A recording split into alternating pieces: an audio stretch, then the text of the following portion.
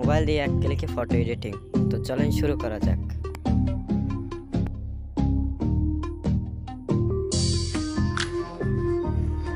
তো প্রথমে প্লে স্টোরে চলে যাবেন, সেখান থেকে একটা অ্যাপ ইনস্টল করতে হবে। অ্যাপটার লিঙ্ক আমি ডিসক্রিপশন বক্সে দিয়ে রাখছি।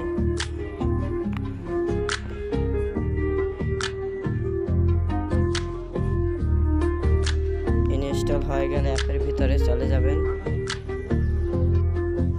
এবার গ্যালারি থেকে যেই ফটোটা এডিটিং করবেন ওই ফটোটা সিলেক্ট করবেন, তারপরে এইখানে ক্লিক করবেন। দেখতে পারতেছেন কিছুক্ষণ লোডিং নেওয়ার পর ফটোটা কত সুন্দরভাবে এডিটিং হয়ে গেছে। তো তারপর উপরে থাকা আইকনটিতে ক্লিক করে পিকচারটি সেভ করে নেবেন।